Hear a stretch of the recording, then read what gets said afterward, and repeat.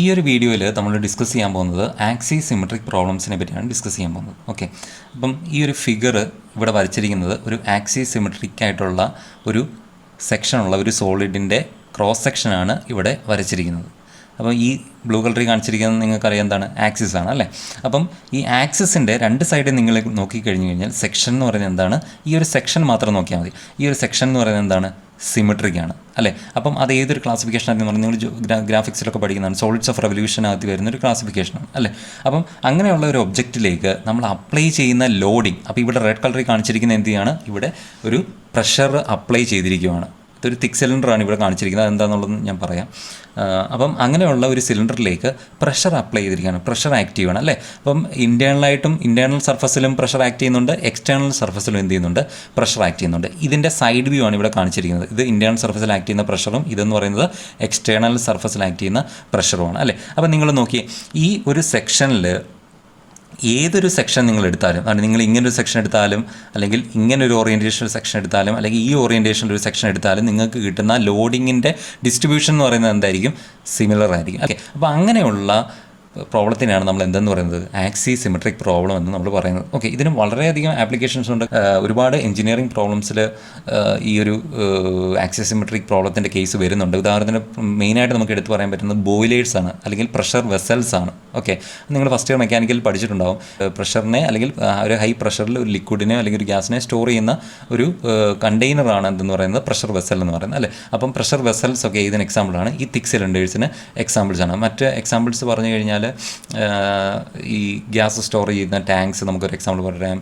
ഈ നമ്മൾ ഈ ഫ്ലൂയിഡ് അല്ലെങ്കിൽ ഗ്യാസോ ഡിസ്ട്രിബ്യൂട്ട് ചെയ്യുന്ന പൈപ്പ് ലൈൻസ്, അത് നമുക്കൊരു എക്സാമ്പിളായിട്ട് നമുക്ക് പറയാം. പിന്നെ ഗണ്ണിൻ്റെ ബാരൽ, അത് നമുക്കൊരു എക്സാമ്പിളായിട്ട് പറയാം. ജെറ്റിൻ്റെയൊക്കെ നോസിൽ, ഇതൊക്കെ ഇങ്ങനെയുള്ള കാര്യങ്ങളെല്ലാം ഏതിന് എക്സാമ്പിൾസാണ്, തിക്ക് സിലിണ്ടറിന് എക്സാമ്പിൾസാണ്. ഓക്കെ, അപ്പം ഇവിടെ നമ്മൾ ഇനി പഠിക്കാൻ പോകുന്നത് തിക്ക് സിലിണ്ടറിനെ പറ്റിയാണ് പഠിക്കുന്നത്. അപ്പോൾ ആക്സിസ് സിമെട്രിക് പ്രോബ്ലത്തിനകത്തിൽ വരുന്ന ഒന്നാണ് എന്തെന്ന് പറയുന്നത്, തിക്ക് സിലിണ്ടറിൻ്റെ പ്രോബ്ലംസ് എന്ന് പറയുന്നത്. കാരണം അവിടെ ലോഡിംഗ് എന്ന് പറയുന്നത് എന്താണ്, ആക്സിസ് സിമെട്രിക് ആയിട്ടുള്ള ലോഡിംഗ് ആണ്. അപ്പോൾ എന്താണ് ആക്സിസ് സിമെട്രിക് ലോഡിംഗ് എന്ന് പറഞ്ഞു കഴിഞ്ഞാൽ, ആക്സിസ് സിമെട്രിക് ലോഡിങ്ങിൻ്റെ പ്രത്യേകത എന്ന് പറഞ്ഞു കഴിഞ്ഞാൽ അവിടെ സ്ട്രെസ്സിൻ്റെ വേരിയേഷൻ എന്ന് പറയുന്നത് ആംഗുലാർ ഡയറക്ഷനുള്ള ഡിസ്റ്റൻസിനനുസരിച്ച് സ്ട്രെസ്സിന് വേരിയേഷൻ ഉണ്ടാകുന്നില്ല. അവിടെ വേരിയേഷൻ ഉണ്ടാകുന്നത് റേഡിയൽ ഡയറക്ഷനിലെ ഡിസ്റ്റൻസിനനുസരിച്ച് മാത്രമേ സ്ട്രെസ്സിന് വേരിയേഷൻ ഉണ്ടാകുന്നുള്ളൂ. ഓക്കെ, ഇത് ഞാൻ ഒന്നുകൂടെ ക്ലിയർ ആക്കി നിങ്ങളോട് പറഞ്ഞുതരാം. ഇത്രയേ ഉള്ളൂ. ഇപ്പോൾ നമ്മളൊരു തിക്ക് സിലിണ്ടറൊക്കെ ഒരു സൈഡ് വ്യൂ ആണ് കാണിച്ചിരിക്കുന്നത്. അപ്പോൾ ഇതിനകത്തിൽ ഇതാണ് സെൻറ്റർ പോയിൻ്റ് എന്ന് പറയുന്നത്. ഞാൻ സെൻറ്റർ പോയിൻറ്റിൽ നിന്ന് 6 ഡിസ്റ്റൻസ് മാറി ഞാനൊരു പോയിൻ്റ് കൺസിഡർ ചെയ്തു, പി എന്ന് പറയുന്നൊരു പോയിന്റ് കൺസിഡർ ചെയ്തു അല്ലേ. അപ്പം ഇതിനകത്തിൽ പ്രഷർ ആക്ട് ചെയ്യുന്നുണ്ട്, അത് ഞാൻ വരച്ചിട്ടില്ല ഇവിടെ. ഇൻറ്റേർണലായിട്ടും എക്സ്റ്റേണലായിട്ടും പ്രഷർ ആക്ട് ചെയ്യുന്നുണ്ടെന്ന് നമ്മൾ കൺസിഡർ ചെയ്യുക. അങ്ങനെയാണെങ്കിൽ ഈ പി എന്ന് പറയുന്ന പോയിന്റിൽ സ്വാഭാവികമായിട്ട് റേഡിയൽ ഡയറക്ഷനിൽ എന്തുണ്ടാവും, സ്ട്രെസ് ഉണ്ടാവും. അതിൻ്റെ പെർപെൻഡിക്കുലർ ഡയറക്ഷനായ സർക്കംഫറൻഷ്യൽ ഡയറക്ഷനിൽ എന്തുണ്ടാവും, സ്ട്രെസ് ഉണ്ടാവും. കറക്റ്റ് ആണല്ലോ. അങ്ങനെയാണെങ്കിൽ ഇവിടെ ആ ഡിസ്റ്റൻസ് മാറി ഇവിടെ ഒരു പോയിന്റ് ഞാൻ കൺസിഡർ ചെയ്തു. ഇവിടെയും ഡിസ്റ്റൻസ് നമ്മൾ എന്തായിട്ടാണ് ചെയ്യുന്നത്, ഈക്വലായിട്ടാണ് എടുക്കുന്നത്. ഓക്കെ, അപ്പം ഇവിടെ ഞാനൊരു പോയിന്റ് ഞാൻ കൺസിഡർ ചെയ്തു. അപ്പോൾ ഇത് P1 എന്ന് പറയുന്ന പോയിന്റ്, ഇത് P2 എന്ന് പറയുന്ന പോയിന്റ്. ഓക്കെ, അങ്ങനെയാണെങ്കിൽ ഇവിടെയും എന്തുണ്ട്, റേഡിയൽ ഡയറക്ഷനിൽ ഒരു സ്ട്രെസ് ആക്ട് ചെയ്യുന്നുണ്ട്, അത് നമുക്കറിയാം. അതിൻ്റെ സർക്കംഫറൻഷ്യൽ ഡയറക്ഷനിൽ എന്തുണ്ട്, ഒരു സ്ട്രെസ് ആക്ട്, അല്ലെങ്കിൽ ടാൻജൻഷ്യൽ ഡയറക്ഷനിൽ എന്തുണ്ട്, ഒരു സ്ട്രെസ് ആക്ട് ചെയ്യുന്നുണ്ട് അല്ലേ. അങ്ങനെയാണെങ്കിൽ ഈ സിഗ്മ RRൻ്റെ വാല്യൂ ഇവിടെ ഒരു ടിപ്പിക്കൽ എക്സാമ്പിളാണ് ഞാൻ പറയുന്നത്. സിഗ്മ RRൻ്റെ വാല്യൂ ഇവിടെ 10 ആണെന്ന് വിചാരിക്കുക, ഒരു 10 ന്യൂട്ടൺ പെർ മീറ്റർ സ്ക്വയർ ആണെന്ന് വിചാരിക്കുക. അതുപോലെ ഇവിടെയും ഒരു 10 ന്യൂട്ടൺ പെർ മീറ്റർ സ്ക്വയർ, ഒരു ഹൈപ്പോത്തറ്റിക്കൽ സിറ്റുവേഷൻ ഞാൻ പറയുന്നത്. അപ്പം സിഗ്മ RRൻ്റെ വാല്യൂ ഇതാണ്, സിഗ്മ തീറ്റയുടെ വാല്യൂ ഇത്രയാണ്. ഓക്കെ, അങ്ങനെയാണെങ്കിൽ ഈ ഒരു പോയിന്റിലും എന്ത് തന്നെയായിരിക്കും, സിഗ്മ തീറ്റയുടെ വാല്യൂ എന്ന് പറയുന്നത് എത്രയായിരിക്കും, 10 ന്യൂട്ടൺ പെർ മീറ്റർ സ്ക്വയറും സിഗ്മ RRൻ്റെ വാല്യൂ എന്ന് പറയുന്നത് എന്തായിരിക്കും, 10 ന്യൂട്ടൺ പെർ മീറ്റർ സ്ക്വയറും ആയിരിക്കും. ക്ലിയർ ആണോ. അപ്പം അവിടെ ഞാൻ ആംഗിൾ, ഇതിപ്പോൾ തീറ്റ എന്ന് പറയുന്ന ആംഗിളാണെന്ന് വിചാരിക്കുക. അപ്പം ഒരു പർട്ടിക്കുലർ തീറ്റ എന്ന് പറയുന്ന ആംഗിൾ മാറി ഒരു പോയിന്റ് കൺസിഡർ ചെയ്തിട്ട് അവിടെ എന്തിന് വേരിയേഷൻ വരുന്നില്ല, സ്ട്രെസ്സിന് വേരിയേഷൻ വരുന്നില്ല. കാരണം എന്താണ്, അതൊരു ആക്സിസ് സിമെട്രിക് പ്രോബ്ലമാണ്. ആക്സിസ് സിമെട്രിക് പ്രോബ്ലത്തിൻ്റെ പ്രത്യേകത എന്താണ്, അവിടെ വേരിയേഷൻ എന്ന് പറയുന്നത് ഏതിനനുസരിച്ച് മാത്രമേ നടക്കത്തുള്ളൂ, റേഡിയൽ ഡിസ്റ്റൻസിനനുസരിച്ച് മാത്രമേ സ്ട്രെസ്സിന് വേരിയേഷൻ ഉണ്ടാകുന്നുള്ളൂ. ആംഗുലാർ ഡയറക്ഷനുള്ള വേരിയേഷൻ അനുസരിച്ച് പോയിൻറ്റ്സിൽ എന്ത് ചേഞ്ച് ചെയ്യത്തില്ല, ഈ സ്ട്രെസ്സ് വേരി ചെയ്യത്തില്ല. ഉദാഹരണത്തിന് മറ്റൊരു പോയിന്റ് ഞാൻ കൺസിഡർ ചെയ്യാം, P3 എന്ന് പറയുന്ന പോയിന്റ് കൺസിഡർ ചെയ്യുകയാണ്. P3 എന്ന് പറയുന്നൊരു പോയിന്റ് കൺസിഡർ ചെയ്തു, സെയിം R ഡിസ്റ്റൻസ് മാറിയിട്ട് P3 എന്ന് പറയുന്നൊരു പോയിന്റ് കൺസിഡർ ചെയ്തു. അങ്ങനെയാണെങ്കിൽ ഈ ഒരു പർട്ടിക്കുലർ കേസിൽ സിഗ്മ RRൻ്റെ വാല്യൂം സിഗ്മ തീറ്റയുടെ വാല്യൂ ഇവിടെയും എന്ത് തന്നെയായിരിക്കും സിഗ്മ തീറ്റ തീറ്റ എന്ന് പറഞ്ഞു കഴിഞ്ഞാൽ 10 ന്യൂട്ടൺ പെർ മീറ്റർ സ്ക്വയർ ആയിരിക്കും. അതുപോലെ തന്നെ ഇവിടെ എന്തായിരിക്കും 10 ന്യൂട്ടൺ പെർ മീറ്റർ സ്ക്വയർ ആയിരിക്കും സിഗ്മ ആറിൻ്റെ വാല്യൂ. ഓക്കെ, അപ്പോൾ എവിടെ എങ്ങനെയാണ് വേരി ചെയ്യുന്നത്? ഇപ്പോൾ സപ്പോസ് ആറിൻ്റെ വാല്യൂ ഈ ഇന്നർ സർഫസിലെ ഒരു പോയിന്റ് ഞാൻ കൺസിഡർ ചെയ്യുവാണ്.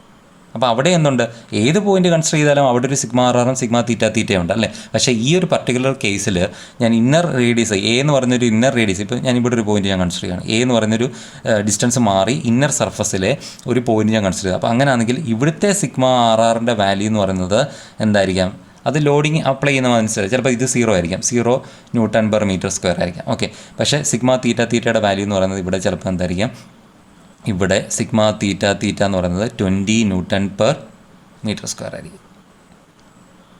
അപ്പോൾ ഇവിടെ എന്തുകൊണ്ടാണ് സ്ട്രെസ് വേരി ചെയ്തത്? കാരണം ആറെന്ന് പറയുന്ന ഡിസ്റ്റൻസിന് വേരിയേഷൻ ഉണ്ടായി. ആറെന്ന് പറയുന്ന ഡിസ്റ്റൻസിന് വേരിയേഷൻ ഉണ്ടാകുമ്പോഴാണ് ഏത് വേരി ചെയ്യുന്നത്? സ്ട്രെസ്സിൻ്റെ വാല്യൂവിന് വേരി ചെയ്യുന്നത്. ഇനി ആർ ഈസിക്കൽ ടു ബി എന്ന് പറയുന്ന ഔട്ടർ റേഡിയസിലെ ഒരു പോയിൻ്റ് ഞാൻ കൺസിഡർ ചെയ്യുന്നത് വിചാരിക്കുക. ഇത്രയും ഡിസ്റ്റൻസ് എന്ന് പറയുന്നത് ബി ആണെന്ന് വിചാരിക്കുക. അങ്ങനെയാണെങ്കിൽ ഇവിടെ റേഡിയൽ ഡയറക്ഷനിലും സർക്കംഫറൻഷ്യൽ ഡയറക്ഷനിലും ഈ പോയിന്റിന് എന്തുണ്ടാവും? സ്ട്രെസ് ഉണ്ടാവും അല്ലേ. അങ്ങനെയാണെങ്കിൽ ഇവിടെ ചിലപ്പോൾ സിഗ്മ ആറിൻ്റെ വാല്യൂ എന്ന് പറയുന്നത് ചിലപ്പോൾ ഒരു 12 ന്യൂട്ടൺ പെർ മീറ്റർ സ്ക്വയർ ആയിരിക്കും. ഇവിടെ സിഗ്മ തീറ്റ തീറ്റ എന്ന് പറയുന്നത് ചിലപ്പോൾ 8 ന്യൂട്ടൺ പെർ മീറ്റർ സ്ക്വയർ ആയിരിക്കും. ക്ലിയറായ? ഓക്കെ, ഇങ്ങനെയാണ് സ്ട്രെസ്സിൻ്റെ വേരിയേഷൻ എന്ന് പറയുന്നത്. അപ്പോൾ ആക്സിസ് സിമെട്രിക് പ്രോബ്ലം ആണ് അല്ലെങ്കിൽ തിക് സിമെട്രിക് പ്രോബ്ലം ആണ് നമുക്ക് കൺസിഡർ ചെയ്യുന്നതെങ്കിൽ അവിടെ സ്ട്രെസ്സിൻ്റെ വേരിയേഷൻ എന്ന് പറയുന്നത് with respect to distance in r ഡയറക്ഷനിൽ അനുസരിച്ച് മാത്രമേ സ്ട്രെസ്സിന് വേരിയേഷൻ ഉണ്ടാകത്തുള്ളൂ. ആംഗുലാർ ഡയറക്ഷനിലുള്ള ഡിസ്റ്റൻസിൻ്റെ വേരിയേഷൻ അനുസരിച്ച് അല്ലെങ്കിൽ അതിനനുസരിച്ച് സർക്കംഫറൻഷ്യൽ ഡയറക്ഷനിലുള്ള ഡിസ്റ്റൻസിനനുസരിച്ച് എന്ത് സംഭവിക്കുന്നില്ല? സ്ട്രെസ്സിന് വേരിയേഷൻ സംഭവിക്കുന്നില്ല. അടുത്തായിട്ട് നമ്മൾ പറയാൻ പോകുന്നത് പോളാർ കോർഡിനേറ്റ്സും ആക്സിസ് സിമെട്രിക്കും തമ്മിലുള്ള ഡിഫറൻസ് ആണ്. ഓക്കെ, അപ്പോൾ ഫസ്റ്റ് ഡിഫറൻസ് ഇവിടെ ഇക്വേഷൻസ് ആണ് കമ്പയർ ചെയ്യുന്നത്. ഫസ്റ്റ് നമ്മൾ കൺസിഡർ ചെയ്യുന്നത് ഇക്വിലിബ്രിയം ഇക്വേഷനാണ് കൺസിഡർ ചെയ്യുന്നത്. Okay, equilibrium equation. ഓക്കെ, ഇവിടെ രണ്ടിടത്ത് നമ്മൾ ഇക്വിലിബ്രിയം ഇക്വേഷനാണ് കൺസിഡർ ചെയ്യുന്നത്. അപ്പോൾ നമുക്ക് ഇക്വിലിബ്രിയം ഇക്വേഷൻ എന്ന് പറഞ്ഞാൽ പോളറിൻ്റെ കേസിൽ ഓൾറെഡി നമ്മൾ പഠിച്ചിട്ടുണ്ട്. എന്താണ്? 1/r into Dr by Dr r of sigma r r plus 1/r into dou by dou theta of tau r theta minus sigma theta theta divided by r plus br is equal to 0. ഇതായിരുന്നു പോളാറിൻ്റെ കേസിലുള്ള equilibrium equation എന്ന് പറയുന്നത്. Okay, ഇനി ഒരു equation കൂടെ ഉണ്ടായിരുന്നു. That is 1/r into Dr by Dr r of r into sigma r theta tau r theta plus 1/r into dou by dou theta of sigma theta theta plus tau r theta divided by r plus b theta is equal to 0. ഇനി axis symmetric കേസിൽ equilibrium equation എങ്ങനെയായിരിക്കും വരുന്നത്? Equilibrium equation എന്ന് പറയുമ്പോൾ നമുക്കറിയാം variation with respect to തീറ്റ ഏതിൻ്റെ കേസിലില്ല? Axis സിമെട്രിക്കിൻ്റെ കേസിലില്ല. അപ്പം ഈ ഒരു ടേം എന്ത് ചെയ്യാം? നമുക്ക് നെഗ്ലക്റ്റ് ചെയ്യാൻ പറ്റും അല്ലേ. അപ്പം ബാക്കി പിന്നെ കമ്പൈൻ ചെയ്യുമ്പോഴത്തേന് എങ്ങനെ വരും? That is 1/r into Dr by Dr r എന്നുള്ളത് ആക്സിസ് സിമെട്രിക്കിൻ്റെ കേസിൽ d ബൈ ഡി ആർ ആകും into r into of r into sigma r r minus sigma theta theta divided by r plus b r is equal to 0. ഇതായിരിക്കും axis സിമെട്രിക്കിൻ്റെ കേസിൽ corresponding ആയിട്ട് വരുന്ന equilibrium equation എന്ന് പറയുന്നത്. ഓക്കെ, അതേസമയം ഈ ഒരു ഇക്വേഷൻ നമ്മൾ കൺസിഡർ സർക്കംഫറൻഷ്യൽ ഡയറക്ഷനിലുള്ള ഈ ഒരു ഇക്വേഷൻ നമ്മൾ കൺസിഡർ ചെയ്യുകയാണെങ്കിൽ ഫസ്റ്റിന് അതിൽ എന്തുണ്ട്? ഷിയർ സ്ട്രെസ് ഉണ്ട് അല്ലേ. അപ്പം ടോ ആർ തീറ്റയാണ്. അവിടെയും എന്തിൻ്റെ ടേം ഉണ്ട്?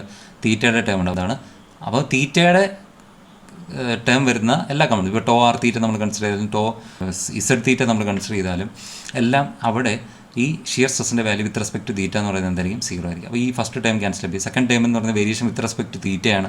അപ്പോൾ സെക്കൻഡ് ടൈം ക്യാൻസൽ ചെയ്യും. മൂന്നാമത്തെ ടൈമിന് അതിൽ എന്താണ്? ഷിയർ സ്ട്രെസ് എന്ന് പറയുന്നത് ആ ടോ ആർ തീറ്റയാണ്. അപ്പോൾ തീറ്റയുടെ കമ്പൗണ്ട്സ് വരുന്ന ടേംസ് എന്ന് പറയുന്നത് ഷിയർ സ്ട്രെസ് എല്ലാം എന്തായിരിക്കും? 0 ആയിരിക്കും.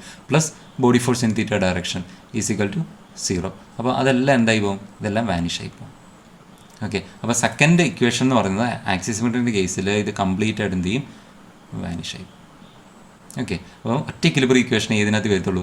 ആക്സിസ് സിമെട്രിക് കേസിൽ ഈ ഒരു ഒറ്റ ഇക്വിലിബ്രിയം ഇക്വേഷൻ മാത്രമേ ആക്സിസ് സിമെട്രിക് കേസിൽ വരത്തുള്ളൂ. ഓക്കെ, ഇനി അടുത്തത് നമ്മൾ കൺസിഡർ ചെയ്യാൻ പോകുന്നത് സ്ട്രെയിൻ കമ്പോണൻസ് ആണ് നമ്മൾ കൺസിഡർ ചെയ്യാൻ പോകുന്നത്. Strain components. ഇത് നമ്മൾ സ്ട്രെയിൻ ഡിസ്പ്ലേസ്മെൻറ്റ് റിലേഷൻ പഠിച്ചപ്പം ഈ ഒരു ഇക്വേഷൻസ് നമ്മൾ പഠിച്ചായിരുന്നു. Strain components in polar coordinates എന്തൊക്കെയായിരുന്നു? Epsilon r r is equal to do u r by Dr r, പിന്നെ epsilon theta theta is equal to 1/r into do u r by Dr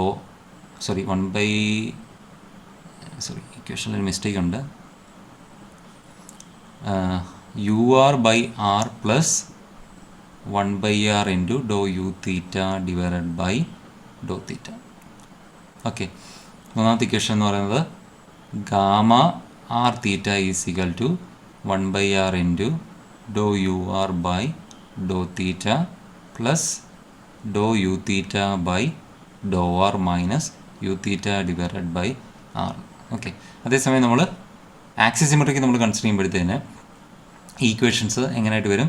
that is epsilon r r is equal to d u r divided by d R.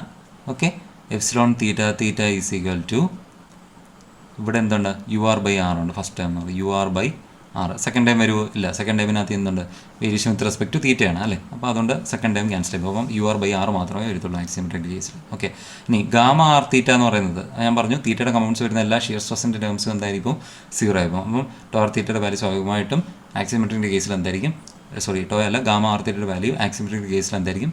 0 ആയിരിക്കും. Clear ആണല്ലോ? Okay, അപ്പോൾ ഇവിടെ ഞാൻ പറയാൻ വിട്ടു ഒരു കാര്യം, ഇതെന്തുകൊണ്ടാണ് ഇവിടെ ഡി ബൈ ഡി ആർ വന്നത്? ഇവിടെ ഡോ യു ബൈ ഡോ ആറും ഇവിടെ ഡി ബൈ ഡി ആറും ആണ് അല്ലേ. ഇവിടെ പാർഷ്യൽ ഡെറിവേറ്റീവ് ആണെങ്കിൽ ഇവിടെ നമ്മൾ കൺസിഡർ ചെയ്യുന്നതാണ് ടോട്ടൽ ഡെറിവേറ്റീവ് ആണ് അല്ലേ. അപ്പോൾ പാർഷ്യൽ ഡെറിവേറ്റീവ് എവിടെയാണ് നമ്മൾ കൺസിഡർ ചെയ്യുന്നത്?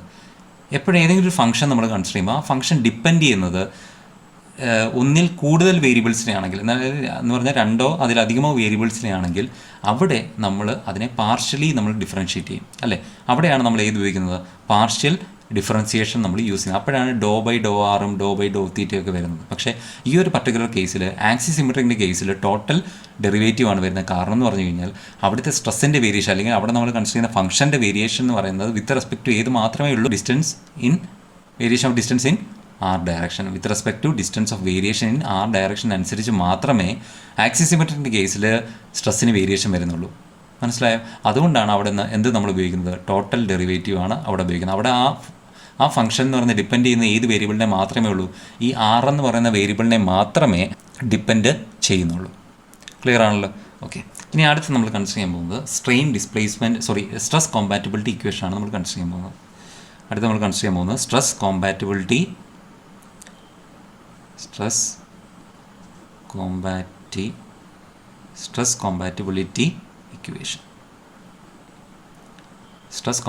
Equation. Okay, stress compatibility equation നമുക്കറിയാമായിരുന്നു. പോളറിൻ്റെ കേസിൽ do square by Dr r square plus 1/r into Dr by Dr r plus 1/r square into Dr square by Dr theta square. പിന്നെയും ഇത് തന്നെയാണ്, ഈ സെയിം തന്നെ എഴുതുക. അതിൻ്റെ കൂടെ എന്തുകൂടെ വരുന്നേ ഉള്ളൂ? ഫംഗ്ഷനോട് വരുന്നേ ഉള്ളൂ അല്ലേ.